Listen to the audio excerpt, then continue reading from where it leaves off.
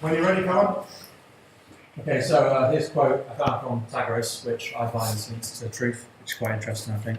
But we'll come back to it later. Okay, so the truth and how documentaries show truth. My example today will be Revolution Not Televised in 2003. It's basically about the 2002 coup attempt in Venezuela, where they removed Hugo Chavez for 2 days from office. And there is a lot of people disliked him because of they found he was very well. They thought he was leading to a communist state, and he was friends with Fidel Castro. So they think he was also trying to get the oil companies. The aim was he was trying to get the money from the oil companies spread more evenly throughout the country, so the poor, which is 90% of the country, get more benefits. But then obviously the other rich people who own the oil companies and private companies wanted them out. So the directors.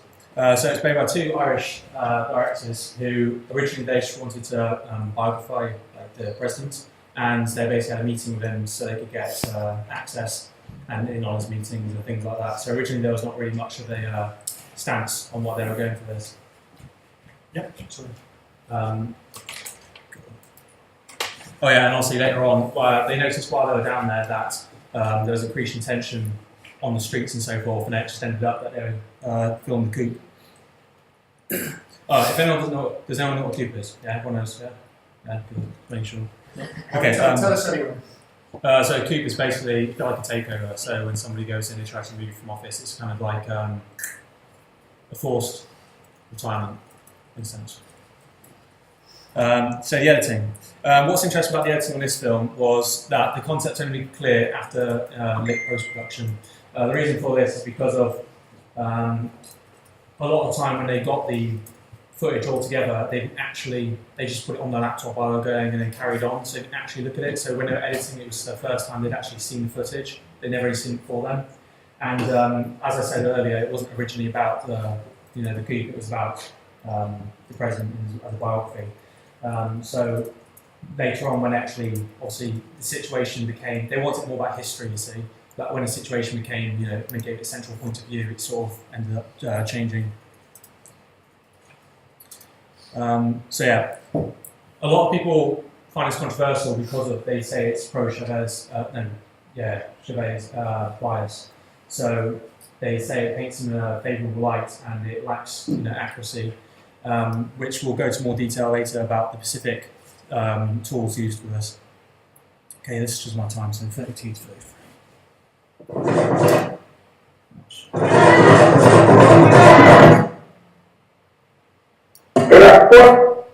Sorry about this, but sorry, the timeline, so I can't turn off. About there.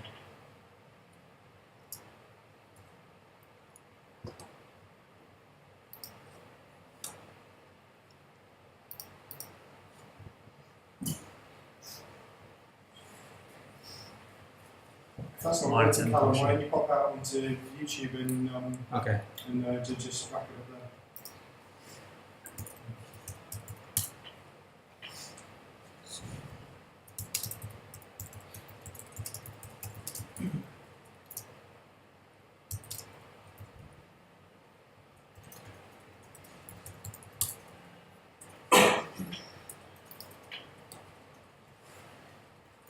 Come on, go on.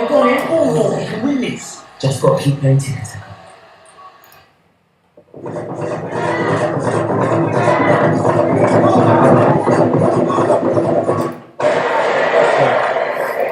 This here is basically the incident which caused a lot of controversy and basically how the truth was supposed to be manipulated. So you have some background information. Basically, there was 2 marches going on. One where it was the Chavez, supporters going through the streets, and then there was another one which was obviously people who were against him. And what they say happened was that people manipulated the marches to change their direction, so that the 2 parties met, and then violence started erupting.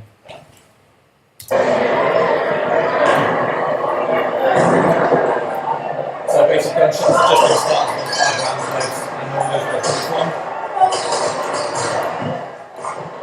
So the film is us 2 of them, and one of them was inside the marches with the Chavez crowd, and one of them was inside the building, so nobody was on the opposing marches at all.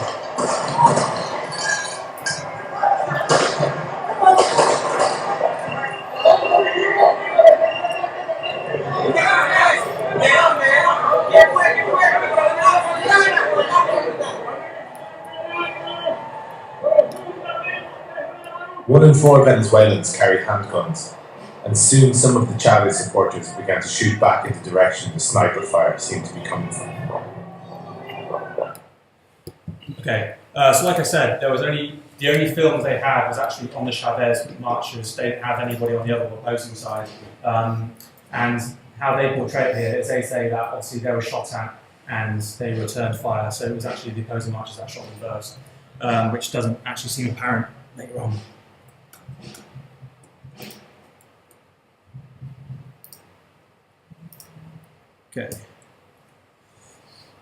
Okay, so the fact that the film got international recognition made the situation really bad because they were kind of funded by the BBC, and it seems that they're supposed to have a completely neutral view on things. It didn't go down well. And just to compare it with a modern one, which recently, a climate documentary broke the rules. So basically they have like an Ofcom rules, which they say is how to make a truthful documentary and basically something that's fair. And recently, supposedly Channel 4 broke this by making a documentary which people say Channel 4 do a lot. And that's modern day, and they're getting really done. Like, I'm not sure exactly what's happening to them, but I know it's not good. It's just a funny equivalent, seeming as though this film, as though it had loads of controversy, didn't have much problems with it being produced and spread around, while this one is closing down, I think. Okay, so the specific things which they say why the truth was manipulated inside the film was they say it was misleading with the violence. The private media say that the violence was caused by Chavez supporters shooting at the opposition marches. So there was a bridge and the opposition marchers coming across. And this film shows Chavez supporters with handguns shooting down on them below. Now, this film claims that they were returning fire and the marches of the opposition actually ever go that direction. However, that's what the private media and that's what the story is made out to be. Now, there's also a national film channel and the film media channel, which is basically the film also slide on, says violence was, retaliation act. And it does not mention that both sides were shot at. This film only says that Chavez was shot at to begin with. So, it seems though they're obviously in the crowd. They thought they were on the side of Chavez, and people say it's too pro and it's not, it's inaccurate, and they're basically saying that the CIA manipulated it all, which was not what they liked. So, the timeline of events, with the use of editing called parallel editing, they change the sequence. So they say sequences occurred at the same time by appearance, and in actual fact they happen at different times and they cut them together to make something exciting. However, the two directors claim that this is just standard practice in in documentary filmmaking. They say it shouldn't be looked upon like that because every documentary does it. Oh yeah, it says down there, yeah. And yes, that's what it was. So the reason for the accuracy, quite simply, it could have easily been because of the two directors who were also the cameramen. Obviously, in an initial meeting when they got permission, a lot of people say that in actual fact they were told to make it pro on his side against the oil companies. But of course, mere confusion because they were actually in the crowds at the time and there were gunshots going on, so they might not actually know what happened. And it seems that the editing was the first time they saw it. It could have been down to mere confusion of themselves, not knowing how all the gunshots started. So for that reason, they might have edited it in a certain way.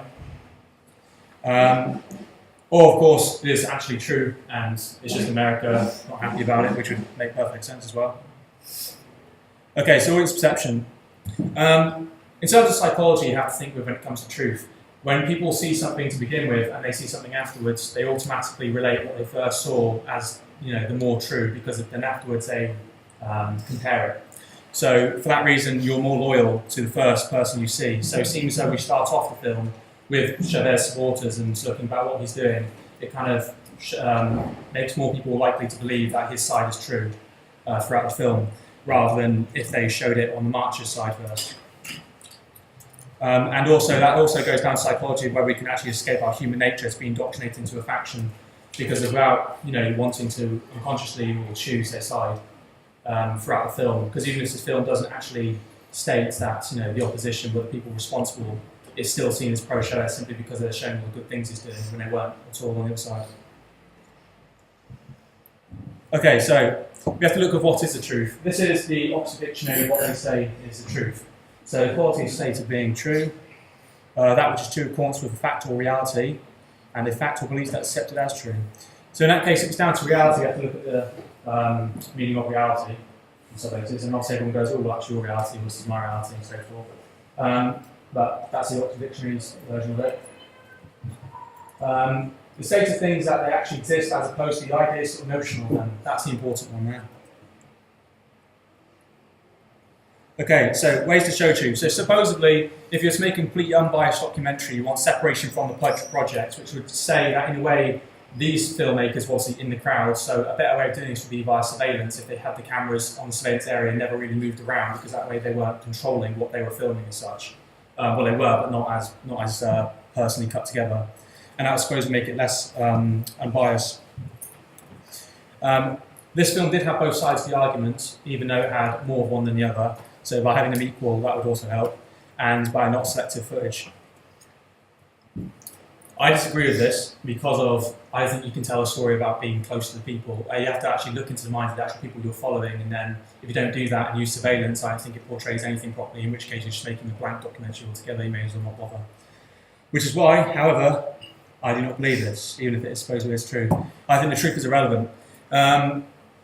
And basically you should fight for your story. Your perspective matters, and if it matters to somebody else, then you wouldn't have one documentary based it. You know, how to explain it is, if you have one documentary with 2 viewpoints, or even 3 viewpoints, and you're looking to all sides, you're not following the whole human mind of individuals, of what their experiences are, without any other interference.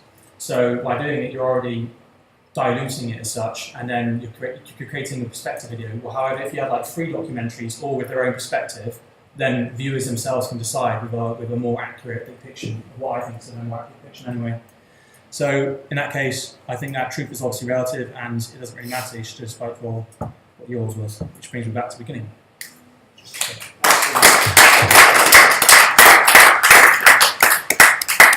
Right, that's very good, Callum. Any questions? How do you feel that they can improve the documentary? I think that's, well, I don't think it's as bad as people say. I think it's fine what they've done. I think how they could improve the documentary is by maybe following more of the Pacific people more accurately and closely, rather than the actual, because in meetings, for example, they weren't on one side, they were just having a surveillance the whole meeting, rather than following Pacific characters such as Chavez. I think if they did more into detail of individuals, then it'd be better. However, I disagree with everybody saying that it's so pro-Chavez and so forth, because like I said. But yeah, there you have it. So, what about this idea, even if it had been totally shot on CCTV, it was all, even if the camera work was impartial, in brackets, I guess. What about the editing? Because for me, one of the interesting points here is this idea that they didn't know what their story was going to be about until they got into the edit.